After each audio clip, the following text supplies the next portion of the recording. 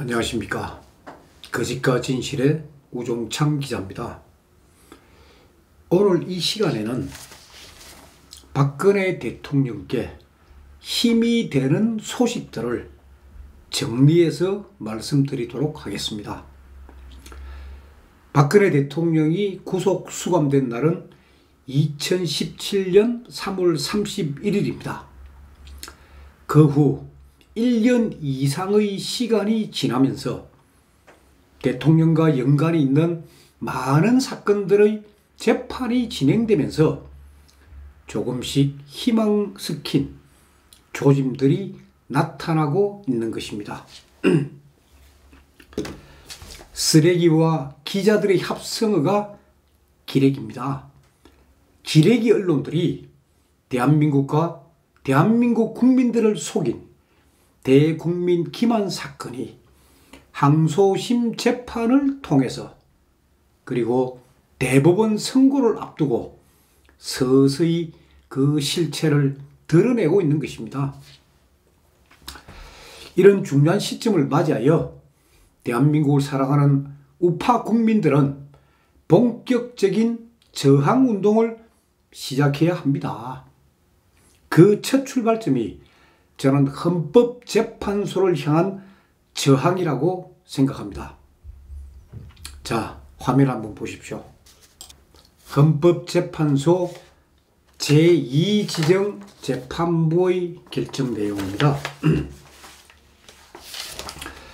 특검법 제3조 제2항이 위헌 소지가 있다는 최서원 피고인의 신청에 대해서 헌법재판소는 이 사건을 재판부의 심판에 해부한다 는 결정을 내린 겁니다. 그러니까 헌법재판소에서 심리를 하겠다는 거예요. 소위 각하시킨 게 아니고 만약 헌법재판소가 특검법 제3조 제2항이 헌법에 위반된다는 결정을 내리면 어떻게 되겠습니까? 박영수 특검이 수사하고 공소 제기한 사건들은 전부 공소권이었기 때문에 공소기각이 됩니다. 공소기각은 유죄냐 무죄냐의 판단이 아닙니다. 특검에서 공소 제기한 사건들은 법적으로 절차상 하자가 있기 때문에 재판 대상이 될 수 없다는 겁니다. 따라서 특검에서 수사하고 구속한 사람들 다 풀어주라는 의미입니다. 유죄냐 무죄냐가 아니고 이건 재판의 대상이 아니다. 좌파 성향의 문화예술계 단체들을 지원하지 않았다는 일명 블랙리스트 사건, 그리고 미르재단과 K스포츠재단의 출연금은 뇌물이라는 사건, 삼성의 정유라 승마 지원이 뇌물이라는 사건, 이화여대 입시비리 사건 등이 특검에서 기소한 사건들입니다. 이 사건들이 헌법재판소에서 위헌 결정이다 라는 결정을 받는다면 특검에서 구속한 사람들은 그 즉시 모두 석방이 되는 겁니다. 그렇게만 되면 얼마나 좋겠습니까? 그래서 제가 헌법재판소를 상대로 저항운동을 벌이자고 제안하는 겁니다. 자, 그러기 위해서 먼저 이 특검법 위헌 신청에 대한 이 진행 과정부터 제가 조금 설명을 해드리겠습니다. 특검법 제3조 제2항은 특검 후보자 2명은 모두 더불어민주당과 국민의당에서 추천하도록 한다 하는 이 규정 내용이에요.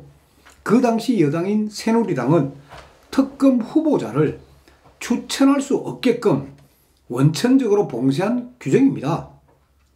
제가 이미 이 유튜브에서 설명드린 적도 있지만은 야당 입맛에 맞는 사람을 특별검사로 임명해가지고 여당인 새누리당의 묵시적 동의 아래 박근혜 대통령을 난도질해도 좋다는 그런 조항입니다. 이 특검법 제3조 제2항이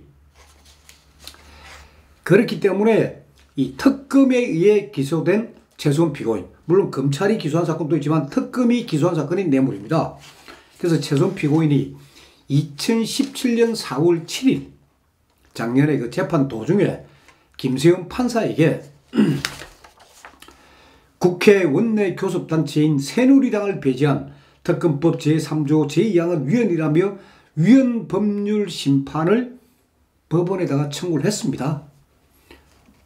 그러자 김세현 판사는 그 다음날 4월 8일 날 최소한 피고인의 신청은 이유가 없다 하면서 기각을 해버렸습니다.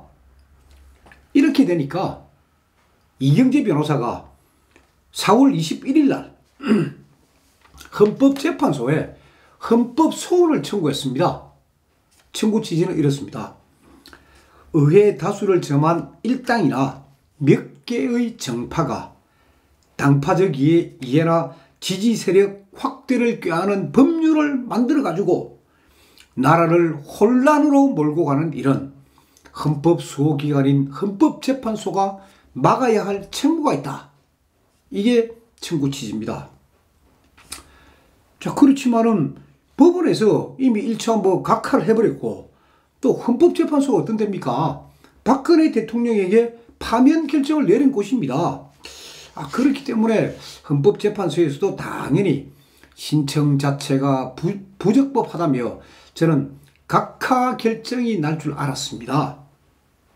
그런데 놀랍게도 제가 보여드렸다시피 헌법재판소가 2017년 4월 21일에 신청한 최소한 피고인의 헌법소원에 대해서 그로부터 20일 후인 5월 10일 날 각하 결정을 내리지 않고 헌재의 심판에 회부한다. 그런 결정을 내린 겁니다. 그러니까 헌법재판소가 위헌 여부를 심리해 보겠다는 겁니다. 그 이유는 헌법학회에서 이 특검법 제3조 제2항은 위헌 소지가 있다는 그런 의견을 많이 제기했기 때문입니다. 그렇기 때문에 헌법재판소에서도 쉽게 각하 결정을 못 내렸던 것입니다. 그런데 헌법재판소가 특검법 제3조 제2항이 헌법에 위배되는지 여부를 심판에 회부한다는 결정을 내린 게 2017년 5월 10일인데 벌써 1년이 지났습니다. 아니 헌법재판소는 1년 동안 뭘 했다는 이야기입니까? 형사소송법 제238조 이게 고소고발과 사법경찰 간의 조치에 대한 규정입니다. 238조에는 사법경찰관은 고소 또는 고발을 받은 때에는 신속히 조사하여 관계 서류와 증거물을 검사에게 송부하여야 한다 라고 규정되어 있습니다. 형사소송법의 이 규정처럼 헌법재판소도 많은 국민의 이해관계가 직결된 그런 사안이라면 신속하게 심리를 해야 하는 거 아닙니까? 그래서 제가 헌재에다가 문을 해봤습니다. 왜 1년 동안 심리를 안 하느냐고 한 걸 제가 문을 해봤습니다. 헌재 답변이 이렇습니다. 위헌 법률 신청이 있을 경우 6개월 안에 결정을 내리도록 되어 있다. 그러나 그것은 강제의 규정이 아니고 훈시 규정에 불과하다. 그리고 헌법재판소 법에 위헌 신청이 있을 경우 언제까지 결정을 내려야 한다는 조문이 없다. 이 조문이 없다는 거예요. 그래서 2년 내지 3년까지 심리해도 되고 심하면 5년이 걸릴 수도 있다. 그런 이야기입니다. 그렇다면 블랙리스트 사건이나 뇌물 사건들이 이 대법원 판결로 확정이 된 이후에 헌재에서 특검법 제3조 제2항이 위헌이다. 꼭 그런 결정을 내린다면 이거 어떻게 되겠습니까? 사형 집행이 다 끝난 사형수를 향해 가지고 당신은 억울했다 라고 판결한 거하고 무엇이 다릅니까? 이미 사형 시켜놓고 죽여놓은 뒤에 당신은 억울했다. 자, 그런 판결 그 내리면 뭐 할 겁니까? 그래서 헌법재판소에다가 특검법 위헌 신청에 대한 심리를 신속하게 해달라는 국민의 청원을 제기하자는 겁니다. 국민의 청원 빨리 심리를 해달라. 그게 아니면은 그것도 동시에 병행해가지고 헌법재판소 앞에서 1인 시위 그리고 1인 릴레이 시위라도 막 벌리면서 신속한 심리를 촉구하는 그런 운동, 그걸 전개하자는 게 제 주장입니다. 물론 헌법재판소가 어떤 결정을 내릴지는 저도 모릅니다. 장담할 수 없습니다. 만에 하나, 그러나 만에 하나 특검법이 위헌이라는 결정이 나면 박근혜 대통령에게 적용된 18가지 혐의 가운데 블랙리스트 사건, 뇌물사건, 그러니까 미르재단, K스포츠재단 뇌물사건, 승마 뇌물사건, 이 핵심 사안이 공소기각이 되는 겁니다. 그리고 헌법재판소가 1년 동안 심리를 하기로 해놓고 1년 동안 결정을 못 내리고 있다는 것은 그건 무슨 의미일까요? 특검법이 그 정도로 법률적으로 문제가 많기 때문에 지금 결론을 못 내리고 있는 겁니다. 위헌이라고 했다가는 박영수 특검 존재 자체가 사라집니다. 또 위헌이 아니라고 할 경우에 헌법학계에서 가만히 있겠습니까? 헌법재판소의 그 규정들, 그 근거들, 그게 도저히 헌법적으로 이해가 안 된다. 헌법학계에서 소위 집단으로 이건 들고 나올 그런 사안입니다. 그러다 보니까 헌법재판소가 위헌이다, 위헌이 아니다는 결정을 못 내리고 지금 1년 동안 갖고만 있는 겁니다. 그래서 국민들이, 우파 국민들이 신속하게 심리를 해달라는 그런 청원을 하자는 겁니다. 두 번째로 나쁘지 않는 소식을 제가 말씀드리겠습니다. 최서원 피고인에 대한 항소심 재판이 1심과는 아주 다르게, 아주 다른 분위기 속에서 진행되고 있다는 점입니다.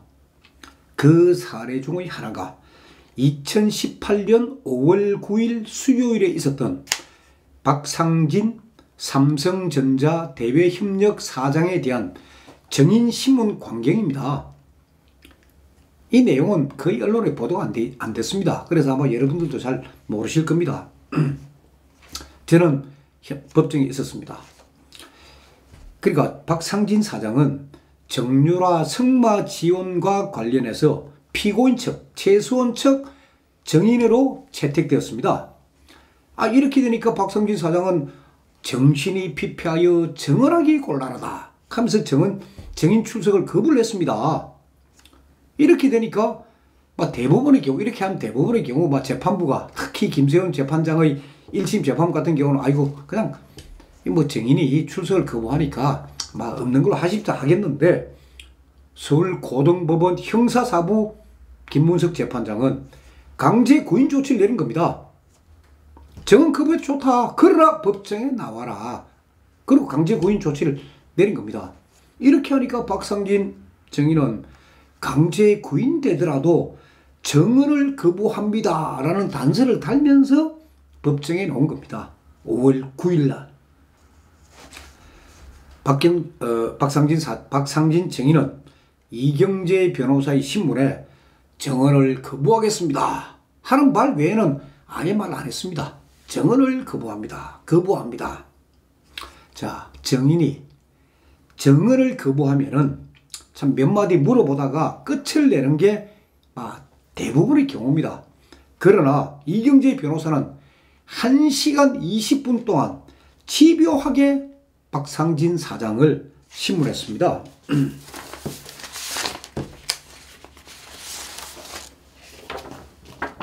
이것이 박상진 정인에 대한 피고인 최서원 변호인의 신문사항입니다. A4 용지로 25페이지입니다. 25페이지. 박상진 정인은 거부합니다 하는데도 불구하고 이경재 변호사는 이 25페이지를 1시간 20분 동안 읽은 겁니다. 박상진 증인이 검찰에서 했던 진술, 그리고 특검에서 했던 진술, 그리고 법정에서 했던 진술들이 왜 다르냐? 왜 진술의 일관성이 없느냐? 왜 검찰에 가면 이렇게, 특검에 가면 저렇게, 법정에서는 또 새롭게, 그 이유를 집중 추궁하는 그런 내용으로 이 신문사항이 만들어져 있습니다. 그러니까 대부분 정의신문의 경우에는 예 혹은 또 아니요 라는 단답형 질문을 요구하는 경우가 많지만은 이경재 변호사가 준비한 이 신문사항은 만약 박상진 사장이 증언을 하지 않으면 아주 불리해지는 내용, 아니 당신이 특검에서 요러 이야기했지요. 근데 법정에서는 요렇게 이야기했습니다. 그 왜 다릅니까? 이런 식으로 딱딱 추궁하는 거예요. 그렇기 때문에 박상진 증인의 증언 거부는 결과적으로 변호인의 신문 내용을 시인한다는 그런 인상을 재판부에 주는 그런 모양이 된 겁니다. 자, 김문석 재판장 그리고 2명의 배석판사는 이경재 변호사의 신문을 하나도 제지하지 않고 그냥 끝까지 경쟁했습니다. 그냥 다 하도록. 제가 이 법정에서 아주 인상 깊게 본 것은 박상진 증인이 증언을 거부합니다 라는 말만 계속해 하고 있었지만은 이경재 변호사의 그 날카로운 신문에 대해서 소위 동작이 움츠라고 표정이 바뀌고 미묘한 그 반응을 보였습니다. 미묘한 반응을. 저는 이제 증언 거부합니다 그밖에 안 하니까 뭐 적을 내용은 없어가 저는 인상 박상진 사장의 증언 그 신문 내용에 대한 반응을 제가 쫙 지켜봤는데 저뿐만이 아니었습니다. 이 박상진 사장의 그런 미묘한 변화를 한 명의 배석 판사가 아주 유심히 관찰하면서 뭔가를 계속 기록하는 거예요. 그러니까 판사들은 이미 이 정의신문상을 다 이미 이제 받았기 때문에 이걸 보면서 이걸 넘기면서 그러면서 요 질문에 대해서 박상진 사장이 뭐 움찔했다든지 아니면은 눈을 내리 감았다든지 뭐 이상한 변화가 있는 거 이런 걸 뭔가 기록하고 있는 거예요. 그리고 김문석 재판장을 제가 열심히 관찰했습니다. 어떤 표정을 짓는지.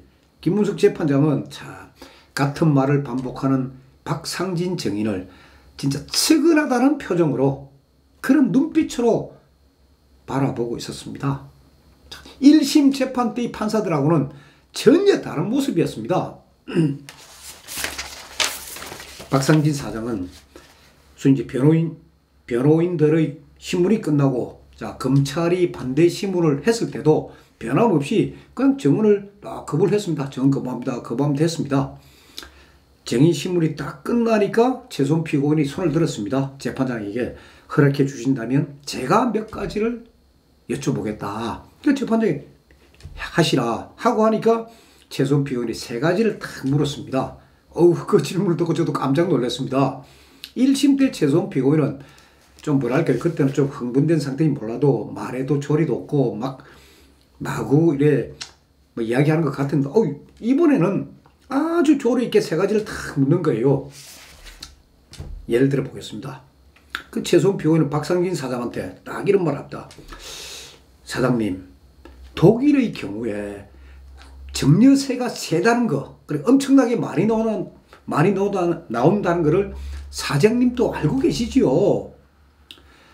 만약에 삼성에서 정유라에게 말을 공짜로 사주었다면 독일 법에 의해 정유라는 엄청난 정려세를 물어야 합니다. 그런데 정유라가 정려세를 물지 않았다는 것은 삼성에서 정유라에게 말을 사준 게 아니고 그래 코아스포츠에다가 또 말 소유권을 넘긴 것도 아니고 삼성 소유의 말을 타라고 했기 때문에 정려세가 안 나온 거 아닙니까? 하고 물은 거예요. 이 질문에 박상진 사장은 증언을 거부합니다 라고 넘어갔어요. 두 번째 이 최소한 피고인이 물었던 건 뭐냐면은 그날 그 검찰 측 반대 신문에서 특검 소속의 한 검사가 박상진 피고인에게 박상진 증인 이렇게 이런 내용을 물었어요. 최소한 피고인이 카푸치노라는 말을 사달라고 요청한 사실이 있죠. 우리가 살시도 뭐 비타나 라오싱을 알아도 카푸치노는 처음 듣는 말이에요. 카푸치노라는 새로운 말을 딱 끄집어낸 거예요. 특검 소속 검사가 전혀 거론되지 않았던 그런 내용입니다. 그러니까 최소한 피고인이 말을 살시도 말고도 이런 거 다 요구했다 하는 인상을 재판부에 심어주려고 그 질문을 탁 던진 거예요. 최소한 피고인은 그러니까 특검 검사의 그 질문을 딱 의식하고 박상진 사장한테 바로 질문을 던집니다. 카푸치노는 박원호가 구입하기를 원했는데 근데 알아보니까 다리를 다친 흔적이 드러나가지고 구입을 포기한 게 아니냐. 그게 진실 아니냐라고 소위 추궁을 한 거예요. 그러니까 특검에서 주장하는 특검 검사들이 주장하는 그 새로운 사실이라는 거 그거는 진짜 말도 안 되는 질문이다 하는 거를 법정에서 아주 순발력 있게 반박을 해버렸습니다. 아까도 말씀드렸지만은 최소한 피고인은 1심 때와는 완전히 다른 모습이었습니다. 증인신문이 다 끝나고 난 뒤에 김문석 부장판사가 박상진 증인을 향해서 한마디를 했습니다. 증언을 거부하겠다는 증인을 재판부가 굳이 구인장을 발부해서 법정에 넣도록 한 것은 이 법정에서 역사적 진실을 밝히기 위해서입니다. 자, 증인은 자기에게 불리한 진술은 하지 않을 수 있습니다. 그건 인정합니다. 그러나 이 모든 진술을 거부한 데 대해서 증인에게 불리하지도 않은 그런 진술까지도 거부한 데 대해서 재판부는 유감으로 생각합니다. 라고 한마디 경고를 합니다. 그러니까 박상진 증인의 행동에 대해 재판부는 유감스럽다 하는 의사표시를 직접적으로 법정에서 한 겁니다. 김세윤 재판장 때는 있을 수 없는 일입니다. 그런 일이 지금 법정에서 벌어지고 있기 때문에 저는 항소심 재판에 일말의 기대를 지금 걸고 있는 겁니다. 그리고 최소한 피고인의 변호사 이경재 변호사는 이 항소심 재판부에 항소심 재판의 모든 과정을 생중계해달라 하고 요청했습니다. 변호인의 주장, 검찰의 주장, 특검의 주장을 법정에서 어떻게 이루어지고 있는지를 전 국민한테 알려야 이 사건의 진실이 드러난다 해서 생중계를 요청한 겁니다. 물론 지금 재판부가 아직 결정을 안 내렸습니다. 아직 가만히 보고 있는 상태예요. 만약에 이 항소심 재판이 생중계가 된다면 아마 국민 여러분들께서는 진짜 최소한 피고인의 주장이 뭐고 특검과 검찰의 주장이 뭐고 재판부는 이렇게 판단하겠구나 하는 걸 생생하게 느끼게 되는 겁니다. 그걸 제가 두 번째 좋은 소식이라고 말씀드린 겁니다. 세 번째 소식이 뭐냐? 대법원이 문영표 전 보건복지부 장관에게 구속 취소 결정을 내린 겁니다. 구속 취소. 그래서 문영표 장관은 5월 15일 화요일에 구치소에서 풀려나게 됩니다. 문영표 장관은 1년 4개월의 옥살이 끝에 아직 대법원의 확정 판결이 나기도 전에 구속 취소 상태에서 석방이 되어가지고 이제 불구속 상태에서 재판을 받게 되는 겁니다. 자, 문영표 장관의 혐의가 뭡니까? 국민연금관리공단에 삼성물산과 제일모직 합병에 찬성하라는 그 압력을 넣은 혐의입니다. 직권남용 권리행사 방해죄입니다. 그 혐의로 문영표 장관은 2017년 1월 16일 날 구속 기소가 되어가지고 1심과 2심에서 모두 징역 2년 6월의 실형을 선고받고 이에 불복해가 2017년 11월 29일 대법원에 상고했습니다. 자, 그 당시 법원 분위기를 한번 보십시다. 자, 대법원장 누굽니까? 김명수 대법원장 법원 내 좌파 성향 단체의 회장을 지냈고, 그리고 문재인 대통령이 임명한 사람이고, 또 문재인 정부에서 이 공정거래위원장인 김상조 씨, 이재용 삼성전자 부회장 재판에 정인으로 출석해서 삼성물산과 제일모직의 합병 결정은 아주 잘못되었다는 취지의 진술을 한 사람이에요. 지금 법정 분위기가 그렇습니다. 그래서 대부분의 사람들은 문영표 장관은 대법원에서 그냥 유죄가 확정될 것으로 그렇게 예상을 했습니다. 그런데 의외로 대법원 2부, 주심은 조재현 대법관이십니다. 대법원 2부에서 이 상고 기각, 그러니까 2심 형량 그대로 인정한 게 아니고 쟁점들을 검토할 시간이 필요하다, 그런 이유로 구속 취소 결정을 내린 겁니다. 그럼 불구속 상태에서 재판을 하겠다. 쟁점들이 너무 많고 복잡하니까 이걸 다 살펴보려면 재판할 시간이 필요하다, 이렇게 결정을 내린 겁니다. 박근혜 대통령도 결정적인 증거는 하나도 없고 조작된 진술만 있는 그런 사건입니다. 그리고 헌법에 보장된 게 무죄 추정의 원칙입니다. 불구속 재판 받는 게 이게 원칙입니다.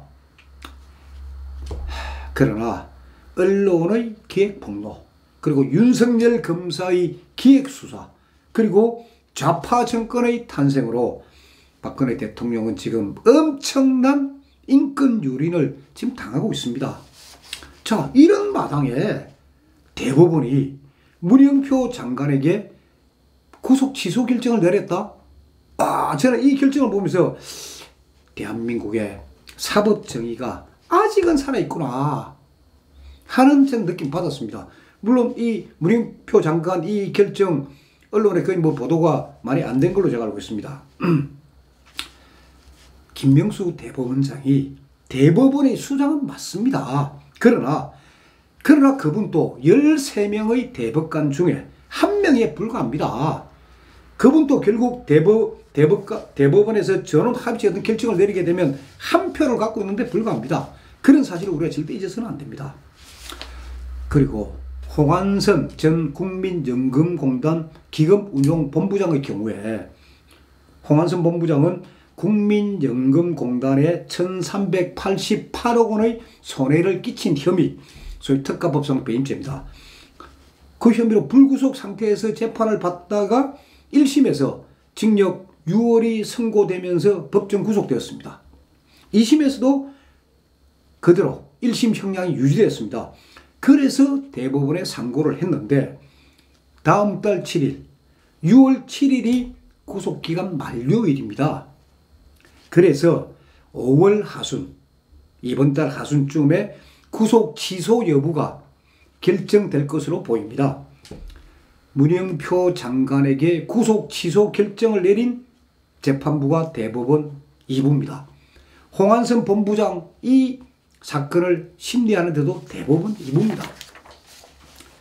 이 대법원 2부에서 홍한선 본부장에게 구속 취소 결정을 내려준다면 그동안 언론의 허위 기사에 세뇌된 대한민국의 많은 국민들이 대국민 기만 사건의 실체를 냉정하게 그리고 차분하게 바라볼 그런 시간을 갖게 될 겁니다. 네 번째 희소식, 그건 뭐냐? 국회에서 허위 증언한 혐의로 재판에 회부된 이임순 순천향대 교수의 상고심을 대법원이 전원 합의체로 넘긴 그 내용입니다.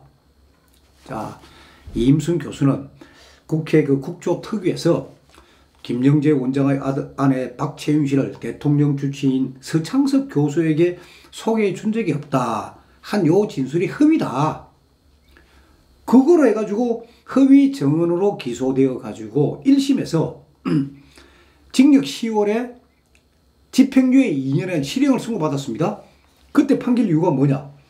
기억에 반해 허위 증언을 하는 등 위법성이 중하다. 그런 이유였습니다. 그런데 항소심 2심에서는 국조특위가 활동을 종료한 그 시점 이후에 이임순 교수를 위증 혐의로 고발한 것은 절차상 위법하다. 그래서 공소기각 판결을 내렸습니다. 2심에서 공소기각, 이 대국민 기만 사건에서 공소기각 판결은 이게 처음 나왔습니다. 자, 국조특위는 2017년 1월 15일까지 딱 시한을 정해놓고 활동을 했습니다. 그 활동이 끝나기 전에 그 고발하면 그건 괜찮습니다. 그거는. 근데 국조특위 이 활동이 다 끝나고 그리고 한 달 보름이 지난 2월 28일에 이임순 교수를 위증 혐의로 고발을 했고, 이 국회 고발을 근거로 박영수 특검은 이임순 교수를 기소를 한 겁니다. 그래서 그 행위, 특검의 이러한 행위, 기소 행위는 절차상 적법하지 않기 때문에 공소기각, 이 결정이 나온 겁니다. 대법원 3부 주심은 김재형 대법관입니다. 대법원 3부가 이임순 교수에게 2심하고 똑같이 공소기각 판결 그대로 하면 됩니다. 이미 뭐 공소기각 됐으니까 피고인한테는 불리한 것도 하나도 없고 석방도 되어 있으니까 뭐 그대로 인정해도 됩니다. 그럼에도 굳이 이임순 교수 사건, 국회에서의 위증 사건을 대법원 전원 합의체로 넘겼다는 의미가 뭘까요? 박영수 특검의 법 적용에 위법성이 있는지 없는지를 대법원 판례는 대법원 전원 합의체 결정이 대법원 판례가 됩니다. 대법원 판례로 남기겠다. 그냥 2심의 그런 뭐 판단 정도는 안 되고 대법원 판례로 국회에서의 그 허위정은 이 부분에 대한 그 법적인 절차 여부, 그걸 남기겠다. 그런 의지를 보인 겁니다. 조금 더 구체적으로 말씀드리면 국회의원들이 만든 소위 국회에서의 정언 감정 등에 관한 법률, 그 법률에 위법성이 있는지 없는지를 대법원 전원 합의체에서 살펴보겠다는 겁니다. 그래서 저도 이것도 참 좋은 소식이다. 이런 거 뭐 언론에서는 잘 보도를 안 하던데. 그리고 다섯 번째로 주목할 것은 5월 15일 화요일에 대법원 선고가 예정되어 있는 재판이 하나 있습니다. 이화여대 입시 비리 사건입니다. 이화여대 체육특기생 면접시험 때 국가대표 단복을 입고 아시안게임 금메달을 목에 걸고 나타난 정유라에게 이화여대가 특혜를 주었다. 그 혐의로 최경희 이화여대 총장에게는 징역 2년, 남궁곤 입학처장에게는 징역 1년이 선고됐습니다. 2심에서 이렇게 선고됐습니다. 이화여대 입시 비리 사건은 대통령 사건과는 직접적인 연관은 없습니다. 다만 대학 입시를 앞둔 그 학부모의 마음에 아주 큰 충격을 주는 바람에 이 대국민 기만 사건이 아주 폭발적으로 커지는 그런 역할을 했습니다. 제가 이미 이 유튜브에서 말씀드렸지만은 이화여대 입시 비리 사건은 한겨레 신문의 과장 보도로 인해 촉발된 것이다 하는 걸 제가 이미 설명을 드렸습니다. 그리고 이 체육 특기생 선발 과정에서 그 뭐 단복을 입고 오든 메달을 갖고 오든 그리고 진짜 실력 있는 선수에게 어떤 우대를 하든 그거는 각 대학의 명예를 대외적으로 알리기 위한 각 대학에서 누구나 하는 그런 일들입니다. 그런데 굳이 이화여대 최경희 총장에게 징역 2년을 선고한 것은 이건 좀 잘못됐다. 무리하다는 게 많은 대학 교수들의 의견입니다. 그래서 만약 대법원이 5월 15일 화요일 날 선고해서 이화여대 입시 비리 사건을 파기환송해가 다시 재판하라. 그런 판단을 내린다면 그것만큼 깊은 소식은 없을 겁니다. 저도 간절히 기도하며 참 지켜보고 있습니다. 그 판결이 어떻게 될지. 오늘은 이 정도로만 제가 설명을 마치겠습니다. 감사합니다.